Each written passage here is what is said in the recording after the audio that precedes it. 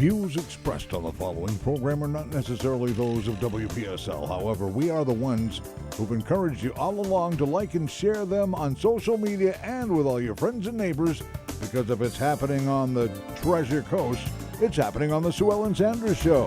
As a matter of fact, here's your host right now, Sue Ellen Sanders. Right now, you make it sound like I just sauntered in the studio, and we know I always get here so far in advance, right? Oh, yeah. Sure. I'm thrilled to be here, and I'm happy to have a guest who's been on the show before, but it's been a little bit of a time. The mayor of the city of Fort Pierce, Linda Hudson, is here with us, and we're going to be just getting caught up on what's been going on in the city, what we can look forward to in the new year, and what's coming down the pike, maybe a little bit beyond that. So welcome to the show. Thank you. I am a creature of habit, and I switched sides to be on the other side of where I usually sit. So it feels really weird today. But you don't look weird. I don't look weird. So, and that's okay, because if you're driving down the road, I really don't look weird at all. Well, first of all, Happy New Year and welcome. Happy New Year to you also. I'm excited that you're here because, well, first of all, because you're you, and I got to know you a little bit better this year. I've always been thrilled that you're the type of mayor and civil servant who doesn't just talk about the things that are happening, but that you go out to the things that are happening. And so I'm used to seeing you out and about everywhere and helping out wherever you can. When I work for the Early Learning Coalition, or when I work for the school district, or, I'd see you at Chamber of Commerce things, or coffee with the mayor, or, you're out and about. But most recently, we built a playground together. We did. So that was really exciting. The J.C. Park playground at South Hutchinson Island, it was old and was damaged and had to be torn down. And so the Fort Pierce Kiwanis Club, in combination with the city of Fort Pierce and a whole host of volunteers, rebuilt the playground. And it's, we did it at the tail end of hurricane season, so it was a kind of nip and tuck there. Right. And it is now, here we are in January, it's unofficially open. It had a soft opening right before the holidays, before Christmas, because there were a few delays that were weather-related delays and supply delays. Unofficially opened, but we're hoping to have an official grand opening, coming down maybe later this month. And Mayor Hudson and I both worked with the volunteers as volunteers, and we were out there. There were some very hot days. There were some kind of rainy days. There were not really any cool days. A few buggy ones. Some very buggy days. But we checked people in as volunteers, and Mayor Hudson also helped me with the social media on the mornings that I couldn't make it out there. She'd send me pictures so I could keep people in the city and interested in the playground up to date on the social media pages for J.C. Park. So thank you. And it was one of the most incredible projects I've ever been involved in, because so many people from the community came and wanted to be a part of it. And part of it was advanced organization, because I think between the Kiwanis and the city of Fort Pierce and the Children's Services Council and the school district, they worked about 18 months ahead of that to get it organized and to recruit the volunteers and to make the plans. And then they hired a firm called Weathers. I think it's Weathers Limited or Weathers. It's out of Jupiter. And that firm is used to building playgrounds. And they can either do the whole build or they'll do what we did, which was a community build. So we saved a lot of money for all the organizations involved by doing a community build. And so we got some very talented people from the community who knew how to use tools and who knew what to do and follow directions and could follow supervisors. And we had volunteer supervisors. You think about the hierarchy of the different kinds of volunteers we had. We had food, people who arranged for food, and people who, we had a minister there every day that started the day with prayer. We did with a prayer. Yeah. And, of course, then City Commissioner Tom Perona, who's also a member of the Sunrise Kiwanis Club, spearheaded it. He was, we never did settle on an official title for him, but project head. And he asked the team build captains to come out, and all of the team build captains, a lot of them had full-time jobs, and they took that whole build week off. It was October 11th through the 16th. Their regular jobs to come and be there from 7 in the morning till 8 at night, and they led teams of people who were, as team captains, telling them what to do. It was kind of like Legos. Yes. We had all the materials there, and so and then they had to be put together. And a fair amount of our volunteers didn't really have experience, and that was okay, because like with Legos, as long as you have someone who knows what they're doing, you're okay. You have a plan. You have a plan you can follow. Yes, many didn't have experience, but they were willing to learn, and we kind of tried to suit the volunteer to the job. And we remember we also had an art team that was planning some of the art. We did. Yes. And they were under the pavilion and busy painting, and you'll see there's a mermaid that they painted and put together and had to work with the build team to coordinate that. There's a pirate ship.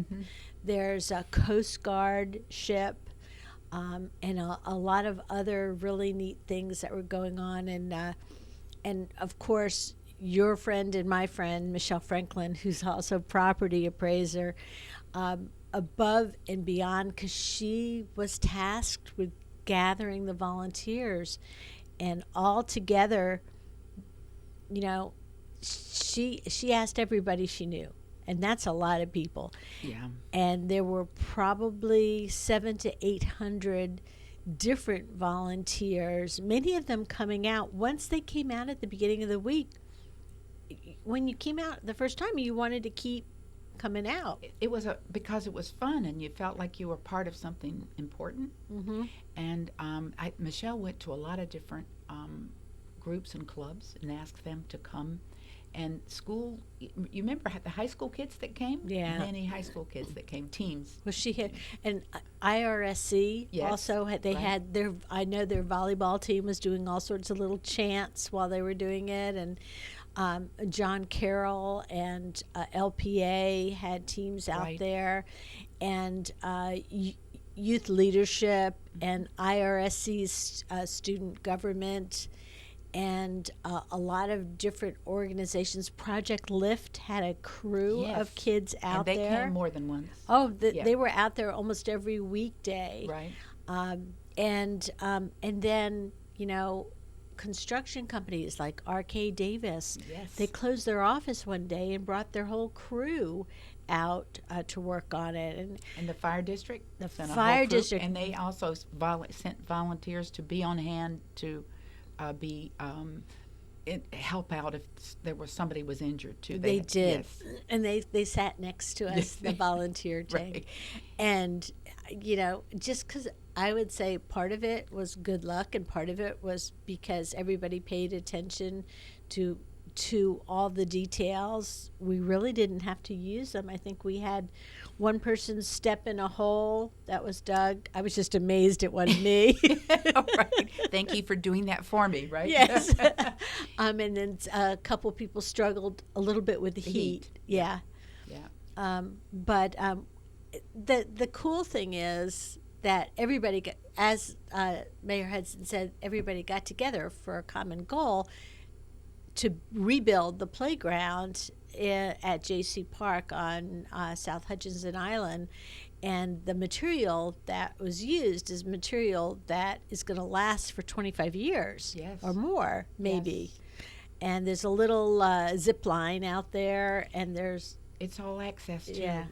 And yes. Yeah, right. Yeah. It was planned by the project people to be able for handicapped or challenged children with challenges to be able to play in that park. And also adult with challenges to be able to take their kids to that park. And one of the things that they did too that also added a little bit to the delay is in order to make it handicap accessible, they poured a special kind of bouncy, rubbery flooring at when everything was in and set, and so it's a really pretty blue. I hope it stays that color blue for a while.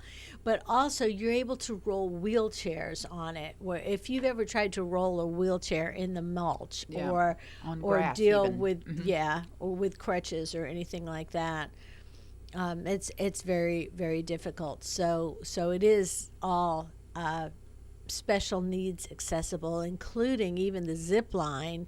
There's one little zip line that's for regularly abled, and then there's another one where you can strap people in. That's for people who have special needs. So that's really cool. I feel like we made a difference. And I think we bonded a little bit. I mean, because, after a while, we're just kind of sitting there, more people coming in, dealing with you issues. And I had never spent that much time together. We'd seen each other before. It was fun. It was fun meeting everybody I met, really was. And then we met a lot of new people. A lot of the people who lived on South Hutchinson Island saw what was going on and came out, and they volunteered. And including Maris Tracy. Maris lives came right out next door. And she... And David Reed and his wife. Yeah, and they came out the first couple days, and then they came out every day after that. They showed up. People rearranged their schedule to prioritize building the playground. So, anyhow, that was an exciting time for us, an exhausting time, but,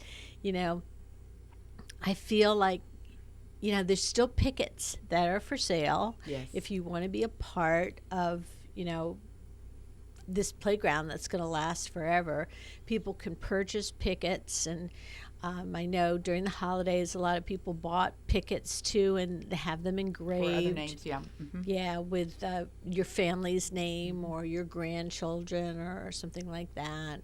And also, I probably would be in big trouble if I didn't mention that the person that coordinated all the food from all the restaurants was Kathy Perona. Right. Who's amazing. She did an amazing job. One of my best friends. And we joked around afterwards because she called every restaurant and every catering company and every company in town and said, can you help us feed this amount of people, because all the volunteers needed to be fed lunch and dinner. And I remember talking to Michelle Franklin the week after the intense part of the build was over, and I said, I really miss hanging out with everybody, but it's nice not to have to be there first thing in the morning. She is, what I really miss is someone handing me lunch and dinner every day. So she gave a lot of time. Yeah. She was definitely the trail boss. Yeah. She was. And you really see the difference, especially someone who either works in government or volunteers in government, or is a combination of the two, an elected officer of the government, because some people come and they pose for a few pictures, and then they nail a few nails, and then they smile and say hello to a few people, and then they go home. Yep. And there's the others who come in and just give their all, and you don't have to guess which one that is when you get there and you see people in action. And it really, for me, it stripped down all the pretenses from people to see, the people who really cared about the city of Fort Pierce. Now there's lots of other ways you can care about the city of Fort Pierce and St. Lucie County, and we're going to get into them. But I've enjoyed revisiting that time talking to Mayor Hudson, because that was a really neat thing to be a part of.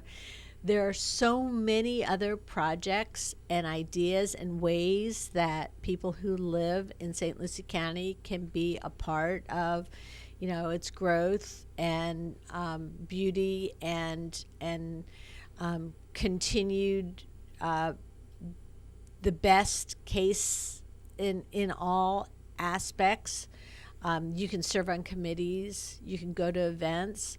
Let's kick off that end of our discussion by talking about Coffee with the Mayor, because that happens just about every month, and that's a place where you gather a lot of ideas. Exactly. Coffee with the Mayor is on the third Friday of every month, except not on June, July, and August. It's 8 o'clock at the Fort Pierce Yacht Club, and it's not like Coffee with the Mayor in Port St. Lucie or Coffee with the Chair in St. Lucie County, because what they have is they have an interview format with the chair or the mayor, but ours is live, and we have everybody's invited, and it's participatory. Thank you, good word, participatory, and I'm not the whole show, thank goodness. So what happens is we just have a chance for new businesses to make announcements about what their new businesses are, and then we have a general forum where anybody can make an announcement about either their nonprofit or activities that are coming up, and that they're interested in, and they think that group would be interested in. And since we started back in September, we've been increasing in crowds, and the last two times it's been literally standing room only, because people are coming, and we also do it Facebook Live, and the person behind the camera is Commissioner Jeremiah Johnson, who does the Facebook for us, because he's on the Main Street board. Main Street sponsors Coffee with the Mayor. So he probably kind of gives a little bit of a play-by-play as he's doing it, which is very cool. Yes, he does. So that lasts an hour. We get you out of there at 9 o'clock, as close to as possible, and we always have a sponsor, and so it gives a chance for a company or a business or a nonprofit to sponsor it and tell people about what we've had Project Lift, we've had Fort Pierce Utilities Authority, which just celebrated its 50th anniversary, and coming up in we're going to have the Fort Pierce Yacht Club, which is the venue. They're going to be the sponsor too. Well, that's cool. That's in March, and I'm trying to think about what is in February, and I know it, but it'll come to me. Valentine's Day. Right.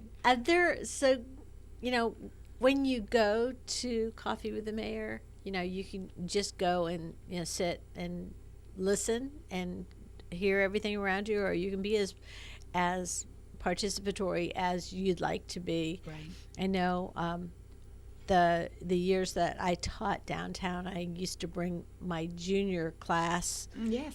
We'd walk down from St. Andrews High School and see what was going on with the Coffee with the Mayor, so they could kind of get a glimpse of everything. And it was a good way of finding out what was going on in the city and what was coming up in the future, and also getting to meet and greet people that you might not necessarily see out and about otherwise. Right. Yeah, I remember the students coming too, and it's good for them to see what's going on in the community. You're exactly right. it's not by accident that our kids grow up to be involved in their community. It has to be deliberate, you know, and intentional too. Yeah. The school's got to be encouraging it. The parents have to be encouraging it, and especially the parents, because no matter what a school does, and you know, I know we talked a lot about the playground already, but you saw parents who brought that the kids had to be of a certain age to come out and work with the parent. But you saw the parents who would bring their family out there to work side by side with them. And you also see those same families out in the community, whether they're taking their kids to volunteer at Graceway or, you know, working in another, you know, with mustard seed, feeding the hungry Treasure Coast Food Bank. So many very worthwhile nonprofit organizations in town. And you train your kids up to be involved in the community, because that way they can't just sit back and complain about the direction their community's going in. Yeah, they realize you have to be involved in order to make change or make a difference. And don't forget, we gave community service hours too. Yes, absolutely true. So how did you first get involved? What made you decide to run for mayor of Fort Pierce? I was on the Citizens Budget Committee for 2 years. They don't have that committee anymore. That was like 2009, 2010, and the city was really in financial difficulties. And so I was interested in the budget. I started going to the budget meetings, and there was no other citizen there. Everybody that was there was either staff or commissioners, and they were trying to figure out what I was doing there. And I would ask for copies of the budget. And so I just got interested in the budget and then served on the budget committee. And then friends of mine and supporters now said, you know so much about the budget. Why don't you run for mayor? And it was not something I had ever given any thought to. So I started early so I could get used to the idea. And so I started a year and a half early. At that time, campaigns weren't starting that early. I'm afraid that this year, from 2022 to 2024, you're going to be late if you're much past the March. So some people are doing a lot of advanced planning. Yes. But you know, you tried it. You ran for office. Yep. You won first time out. I won. I emerged from the primary with a runoff. So I was going to have a runoff, and the person who I was going to have the runoff with really actually got more votes than I did in the primary. I was second. Okay. And by the time I ran in November, I was the first mayor elected citywide when the elections coincide with the November general elections. Previous to that, it had been off-year elections. A separate. So 3,000 people would have been a lot to vote in an off-year election. Well, this election, almost 20,000 people. Whoa. So that's a big difference in campaigning. Yeah. So I emerged from the general election, and I had to have 3 runoffs, but in the end I won by 61 votes. 61? Yes. Wow. You had to be sweating that one. I think that probably wasn't the right word. It's kind of, I was in shock all those days, all those different, you know what I mean? It's your fate is out of your hand. You know, the election's over. You can't get any more votes. Yeah. So they just got to be counted right. You have to watch while they count. So you're in suspension, kind of. Was it what you thought it was going to be? Serving? Yes. No. The first year was painful. I will tell you that. The first year was very painful because the previous mayor had been there a long time, and the staff were used, you get used to the person you're working with. So I was a new person, and everybody was trying to both serve me, but also tiptoeing around. There was some kind of readjustments for everybody. And so I think that, and it took me a while to realize the extent of what you sign up for when you run for office, because it's a part-time job supposedly, and but you not only have the meetings that you have with the city, which are now, at least we have 4 or 5 a month, right? We have 2 at night, and we have 1 in the morning. With 3 Mondays in a row we have meetings. Then we have FPRA meetings, and we have other committee meetings. But we also serve on other things, like outside groups. Like I'm on the fire district board, and I'm on the Treasure Coast Regional League of Cities. All those groups have meetings too. So you're the representative. You represent Fort Pierce on those boards, right? And so it's a lot more demanded of you time-wise. I'm lucky. I'm retired. I don't have another job. The men I serve with, I'm the only woman on the commission.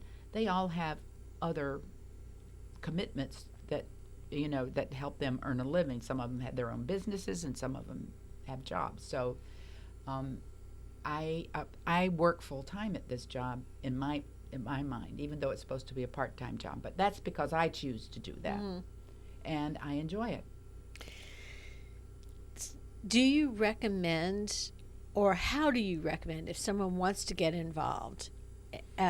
You served on a budget committee, but the city of Fort Pierce and Saint Lucie County and the city of Port St. Lucie and every other city and municipality, they have committees that people can serve on, that you have to get appointed to them. But in order to get appointed to them, you have to apply for the appointment. Right. And you have to live in the city of Fort Pierce for most of them. And but that is an excellent way to find out what it means to be a part of a deliberative body, and understand what committees do is they vet issues for the commission. So they come to the commission with recommendations. We recommend you approve this or not approve this. And so it kind of gives us a vetting process. Even though we don't have to take their recommendation, it's probably 9 times out of 10 we do. And they've already done the research. They've done the research, and and in some cases had public hearings, et cetera. So it's very, very important, to my way of thinking, that you serve the city before you run for office. To serve the city in some capacity. And I did it on the Citizens Budget Committee, and I also was on the Farmers Market Board, even though that isn't a city committee. It's a wonderful thing that brings people to the city of Fort Pierce, and so we work closely with the city. And there's other organizations like that too, like the Fort Pierce Main Street Board. Main Street, and absolutely. And other advisory councils that may be countywide, or even if you started at your kid's school or your kid's former school and worked on an advisory committee for that school. Yes. Just to be able, it gives you experience. Yeah, to learn to work with other people and to work toward a common goal. Right, and you get to know a lot of people, and many people run for office, and they think, I know a lot of people, but once you start looking at the voter list, and you realize how many people you don't know that are voters as well. That are voters, that are going to decide your fate. Yeah. So you have to figure out how to amplify your profile. You have to figure it out. So it takes a little bit of work and a little bit of, it takes. One of the things that I think that I do is that I try to treat everybody equally, and even if the group is small or the group is large, if I can make it, if I can attend, if they want me there, they want me to speak, they just want me there for their celebration, I try to be there, and I try to concentrate on Fort Pierce, even though I get invited to Port St. Lucie and other things in other counties. I'm trying to spend my energy in Fort Pierce. I've learned that over the years. I tried to do too much at the beginning. Do you work a lot with the county and the city of Port St. Lucie officials too? Not a lot, and I think we could do more, we tend to live in our, we kind of tend to be in our own little silos and and sometimes we get crossways with that. But the way that we interact with county and Port St. Lucie officials are on other boards, like the Transportation Planning Organization. Right. You work with them. Like the fire district, you work with them. So on a specific goal, in a designation of what you're whether you're looking at planning or the future growth, or working with somebody to figure out how to solve a problem, basically.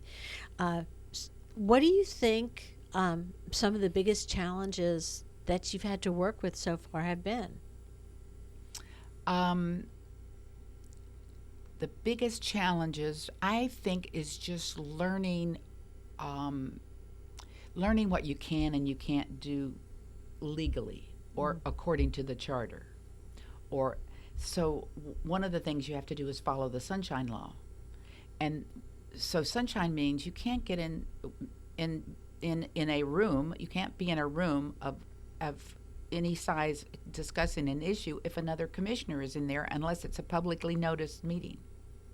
So if you happen to walk in to a meeting like that and there was another commissioner there, somebody would have to leave? Somebody would have to make the decision. Yeah. We're either not going to be in a position of violating Sunshine here because of what we're going to talk about, or if we are, somebody is going to have to leave and or not participate in the discussion. Right. Or and so that's happened to me just a few times. And there's other times when it's happened, like if you're speaking to Kiwanis or something, and Tom Perona is in the audience because he's on the Kiwanis Club. Well, I would have to be very careful about what I said in terms of things that were happening in the city, and especially about people asking me questions. You just have to be be about it. Right, and he wouldn't be able. He could now as a private citizen. He could now, but he would be conscious of it, and I would be conscious of it. You can't. And I had to learn that you can't. You just can't discuss business with your other elected officials unless you're on the dais.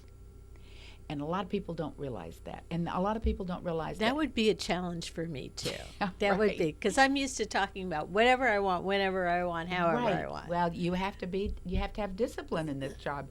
And another one is people write you emails and say, listen, I want you to keep this confidential. If it's a city business, it's public record. And so you tell them, and they're not happy about that. And I don't blame them, but that's the law says that a public record, if you send me something about J.C. Park, it is a public record. And those kind of things are still hard for me to deal with, not because I don't know the rules, I follow the rules, but letting people who are working with me or who want to communicate to me or want something to happen, for them to understand. They can't fathom it, right? They just almost don't believe it. But they go, that's just silly. You can't talk to him, It's the rule. And, also in today's world, especially as polarized as the world has become, sometimes people might write things in emails that aren't their true feelings. They may just be their emotions. Oh, yeah. I tell people, don't write anything in an email that you wouldn't want your mother to see on the front page because of the paper. She might. Because she might. It sounds like that it's definitely a rewarding job to be mayor or to be involved in. I like knowing that there are steps that one can take to move into those type of positions. How do you feel about, things have changed in the time you've been mayor. Things have changed in the city of Fort Pierce a lot. Are you comfortable with all the changes? Are you happy to move forward with them, or is it something that you lay awake at night and worry about? Or a little bit of both. Yeah, I just celebrated my 10th anniversary as mayor, and so I've been thinking about all this past year about when I was first elected. We were looking for good paying jobs. We were looking for economic development. We were looking for upgrading all of the city of Fort Pierce so that we could have a bigger tax base. The tax base wouldn't be all on the residents. We wanted industry and jobs, and that was the emphasis. And that was your priority. And that was my priority, right. And so now, although we're still always looking for that, we have a lot of opportunities and not enough trained people for the jobs. There's a lot of jobs that are available, not necessarily in the city of Fort Pierce, but in the county, but also in the city of Fort Pierce. Right. And I'll tell you what else is changing. People wanted Fort Pierce to be better, and they wanted it to be better respected. And we had kind of a reputation of being the city that was always behind the eight ball financially. Kind of the Rodney Dangerfield of cities. Yeah, here. yes, Yeah. yeah. Right. So because we're, with Viral's more upscale, Stewart's more upscale, Port Saint Lucie's booming. What about Fort Pierce? So we've been moving toward that, and of course a lot of that had to do with reducing crime, which we've been very successful doing, and bringing everybody to the table, being a very inclusive city. But now I think people, old Fort Pierce is saying, stop with the changes. Like, keep thinking, there's a little bit of, because have you heard that 1,000 people a day are moving to Florida, right? So they've got to go someplace. And many people in South Florida are moving up to places like Fort Pierce in Saint Lucie County because we're not so crowded and our traffic isn't so bad and we're not so expensive. And that's how Marty and I got here 32 years ago. Yes, from West Palm. Oh, okay. Yeah. Well, I've heard that story from a lot of people. We moved up from Broward. We moved up from Miami. So now I think there's some. So that keeps me awake. Like, how much change can people? Before they say no, we want, because many people want Fort Pierce to be the same charming place it is, and so do I. And many people want Fort Pierce to forge ahead with a lot of new buildings and a lot of new businesses and a lot of new, to attract more tourists. We have a lot of eco-tourists because we have a lot of water and a lot of water options. So that keeps me up at night, is what's the right formula so it changes and improves, and because people have always said, what's your vision about Fort Pierce?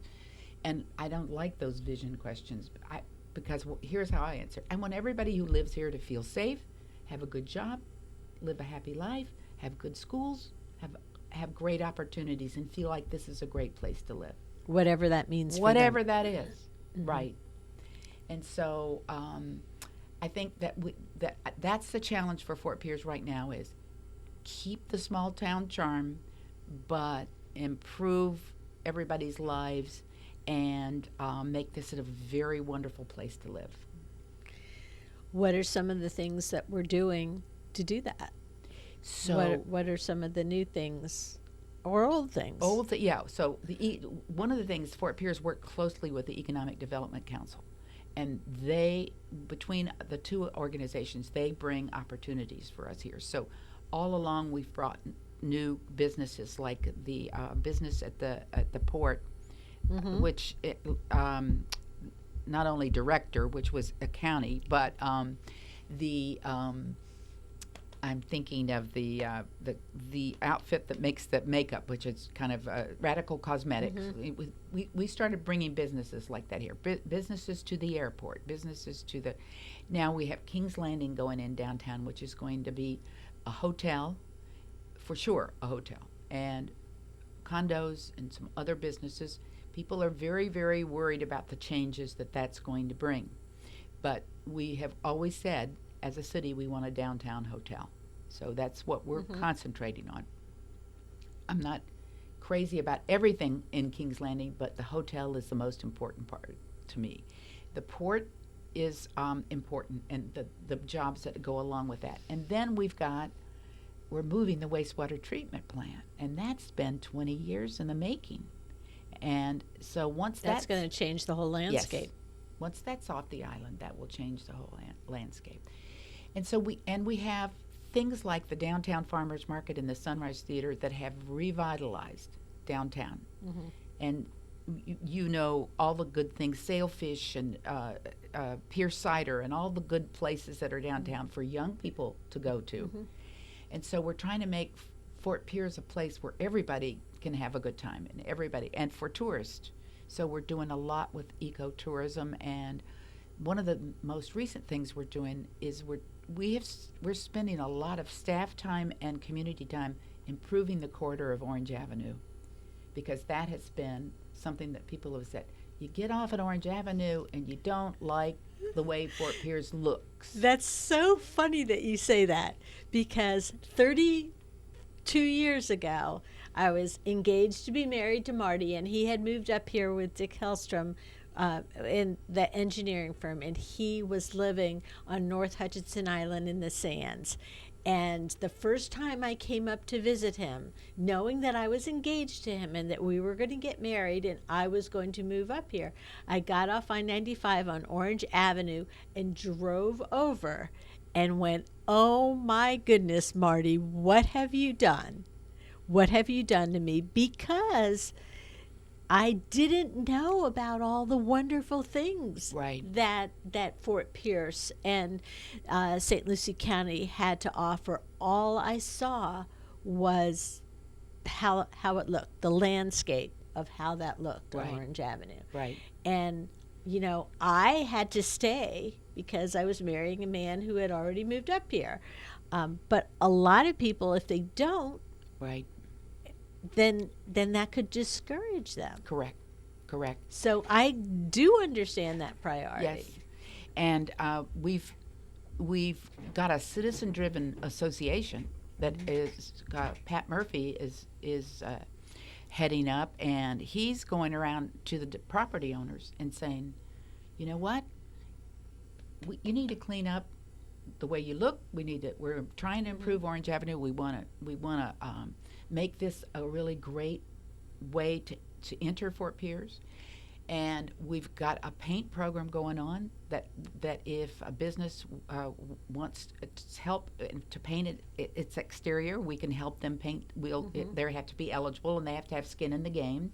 And the latest thing is we're going to be encouraging businesses, in the Peacock Arts District, which is Orange Avenue is the center of that. That's one thing that we did, was we created an art district, and Orange Avenue is the center of it, because what we'd hoped was that businesses there would be artistic and funky and get into the spirit of the Peacock art, and we could improve that, starting with the arcade building, which was already improved, and going west to, eventually all the way to I-95. And you've seen in the past how that worked with the historical downtown. Yes. Because as downtown Main Street changed and, you know, the landscape of that area changed, people,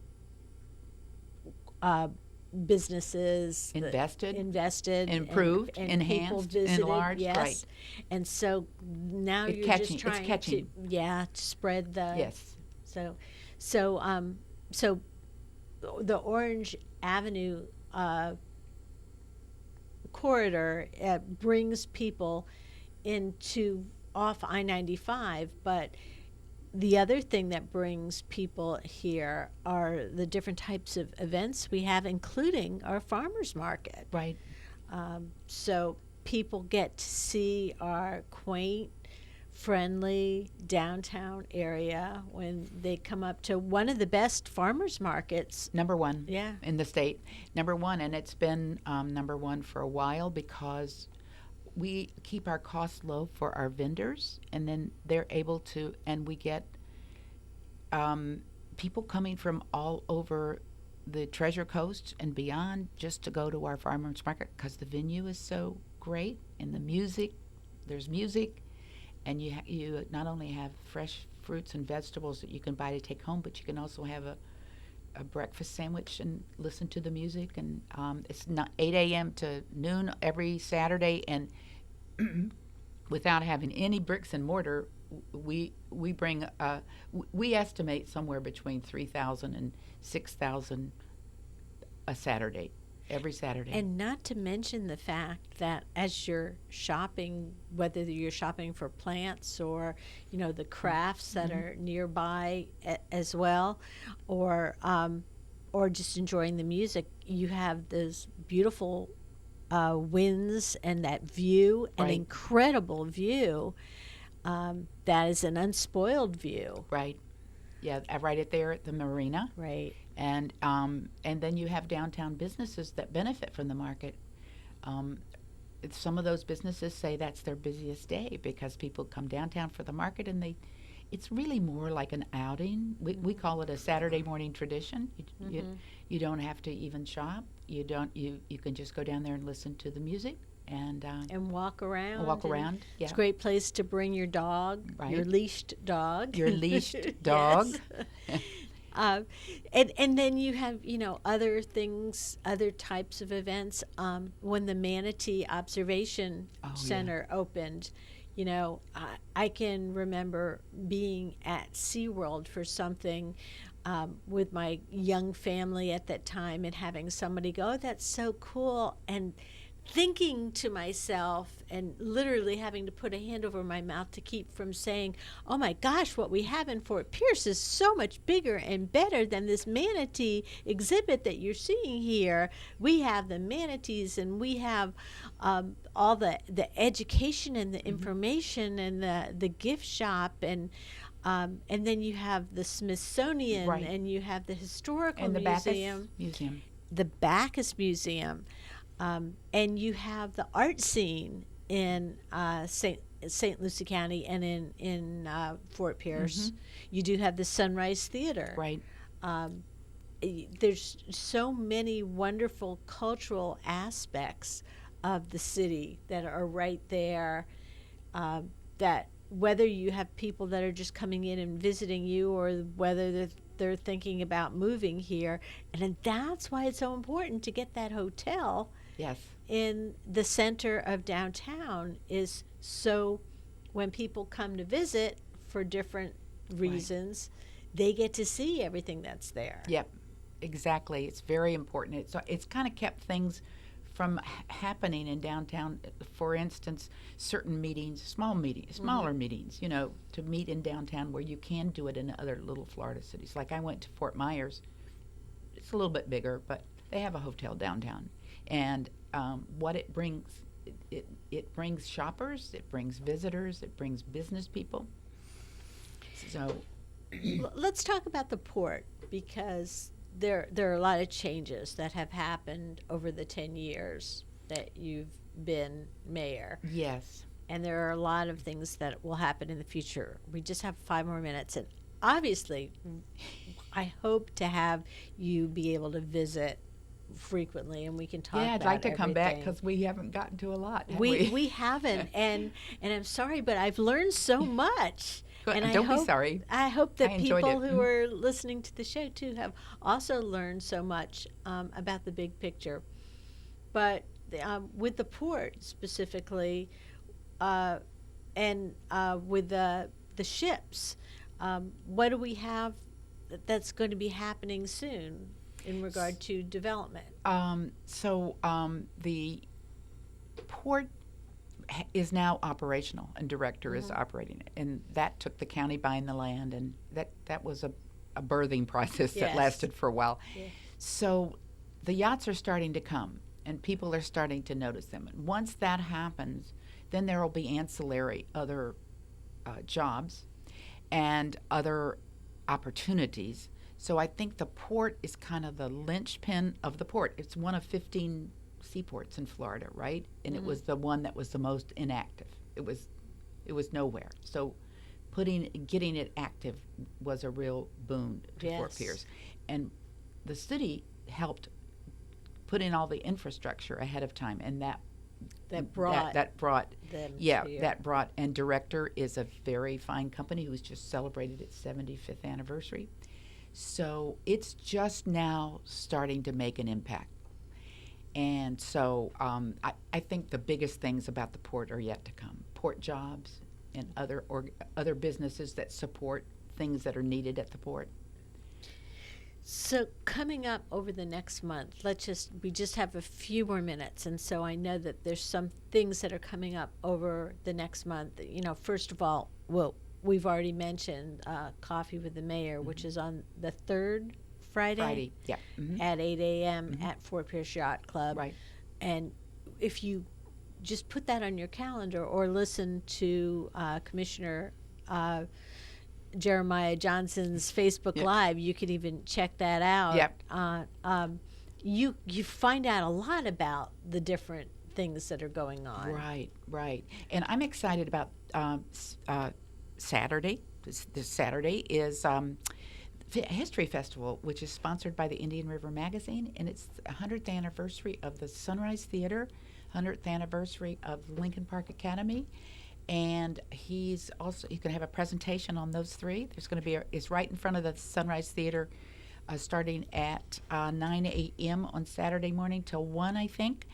That's free, and learn a lot about the history. And the Fort Pierce Police Department is also celebrating its 100th anniversary this year in 2023. So Sunrise Theater, Police Department, Lincoln Park Academy.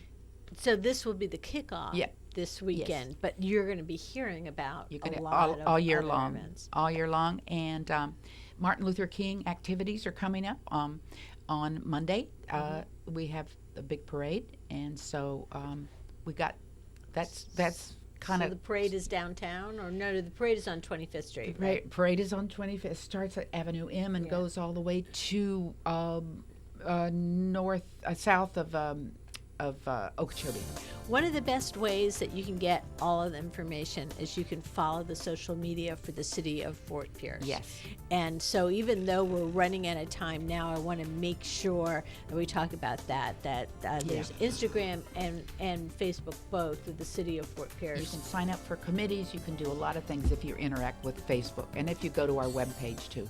So Mayor Linda Hudson's been my guest, and this has just been a fascinating and quickly moving 53 minutes of information.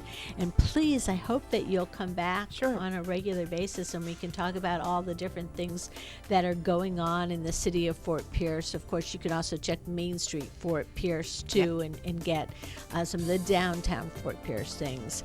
Mayor, thank you so much for joining me today. Thank you. And thank you for listening. We'll see you next week with more. The Sue Ellen Sanders Show. Heard every, weekend mornings, about 7 o'clock or so on WPSL.